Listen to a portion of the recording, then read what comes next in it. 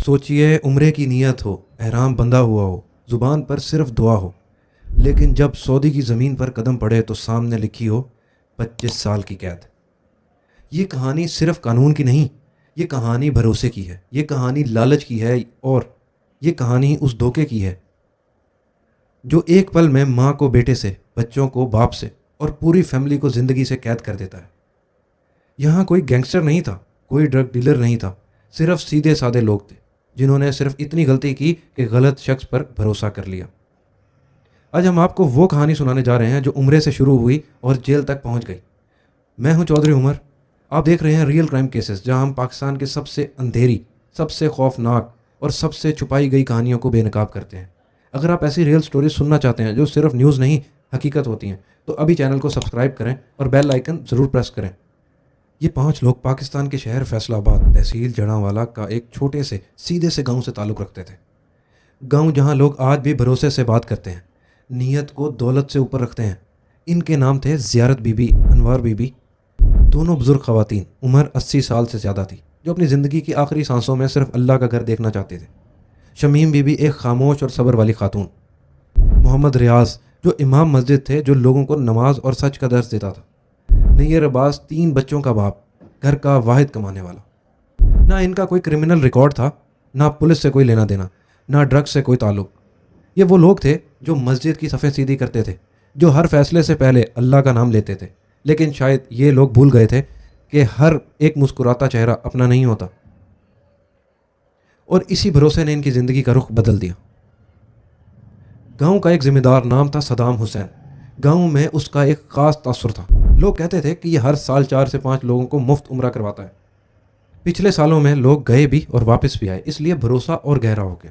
پھر آیا سپٹمبر 2024۔ اچانک کہا گیا اس دفعہ 5 لوگ عمرے پر جا رہے ہیں۔ یہ خبر صرف ایک اناؤنسمنٹ نہیں تھی، یہ ایک دعا کی قبولیت لگ رہی تھی۔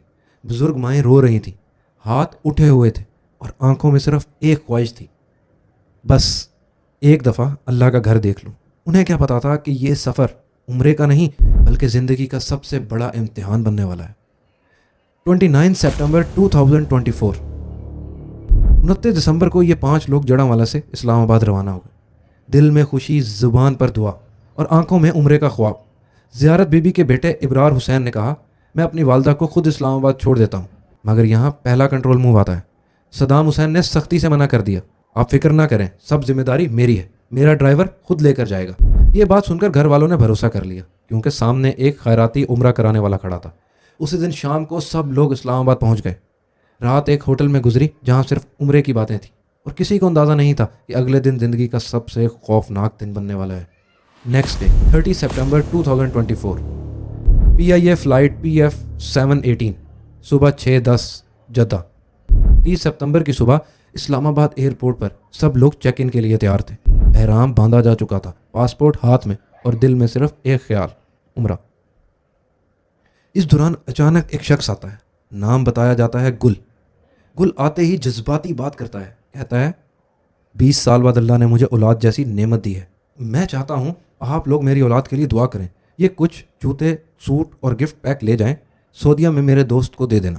یہ 5 لوگ فوراً منع کر دیتے ہیں، کہتے ہیں ہم کسی کا سامان نہیں لے جا سکتے، ہم صرف عمرے کے لیے جا رہے ہیں۔ مگر یہاں گیم پلٹ جاتی ہے۔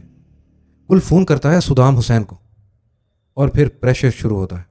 صدام حسین کے الفاظ ہوتے ہیں، میں تمہارا پورا خرچہ اٹھا رہا ہوں، اتنا کام بھی نہیں کر سکتے۔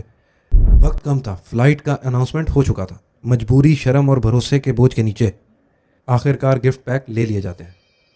یہاں سے عمرے کا سفر خاموشی سے جرم کا سفر میں بدل جاتا ہے۔ جہاز جدہ کے ایئرپورٹ پر لینڈ کرتا ہے، زمین وہی ہوتی ہے، نیت وہی ہوتی ہے، مگر قسمت اچانک پلٹ جاتی ہے۔ امیگریشن اور بیگیج چیکنگ شروع ہوتی ہے۔ جیسے ہی جوتے اور گفٹ پیک سکینر سے گزرتے ہیں، الارم بج جاتا ہے۔ سیکیورٹی آفیشلز انہیں سائٹ پر لے جاتے ہیں۔ جب جوتوں کے سولز کھولے جاتے ہیں اور گفٹ پیکس کھولے جاتے ہیں، ان کے اندر سے نشیلی اشیاء، ڈرگز برآمد ہوتے ہیں۔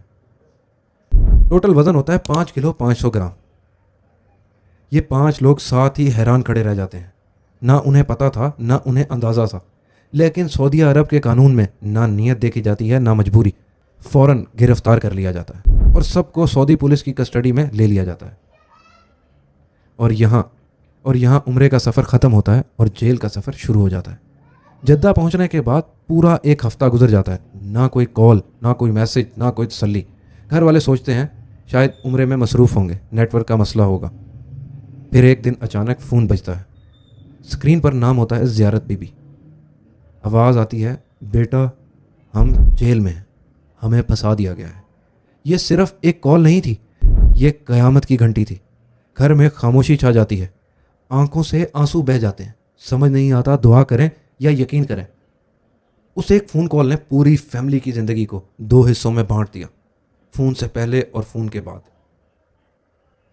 مہینوں تک کیس چلتا رہا، سنوائیاں ہوتی رہیں، تاریخ پر تاریخ، اور ہر سنوائی کے ساتھ امید تھوڑی اور کم ہوتی گئی۔ پھر آتا ہے 17 فروری 2025، سعودی عدالت اپنا فائنل فیصلہ سناتی ہے۔ بے گناہی تسلیم نہیں کی گئی، ہر شخص کو 25 سال کی سزا سنا دی گئی۔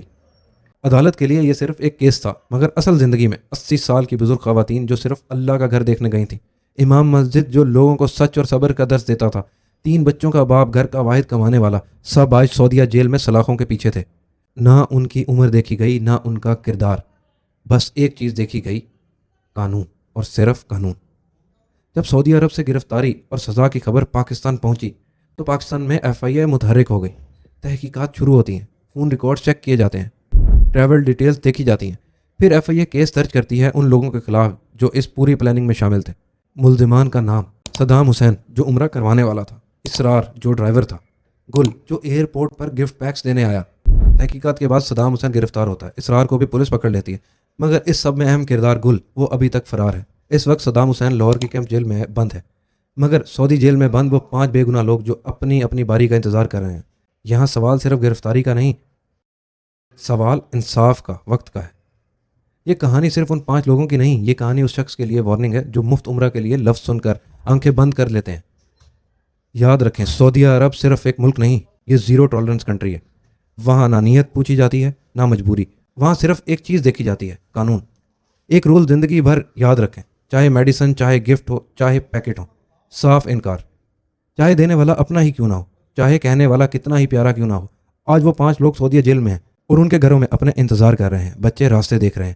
اس ویڈیو کو شیئر کریں، شاید کل یہ ایک شیئر کسی اور ماں کو رونے سے، کسی اور بچے کو باپ سے، اور کسی اور گھر کو 25 سال کی قید سے بچا سے۔ اور سب سے ضروری، اس ویڈیو کو زیادہ سے زیادہ شیئر کریں تاکہ ہماری گورنمنٹ کوشش کر کے ان لوگوں کو واپس لا سکے اور ان کے پیچھے جو لوگ ہیں ان کے اوپر سخت کارروائی کی جائے۔ اس کیس کی اپڈیٹ آپ تک پہنچتی رہیں، اس لیے چینل کو سبسکرائب کریں اور بیل آئیکن پریس کرنا نہ بھولیے گا۔ ملتے ہیں نیکسٹ تھرلنگ کیس میں۔ خدا حافظ۔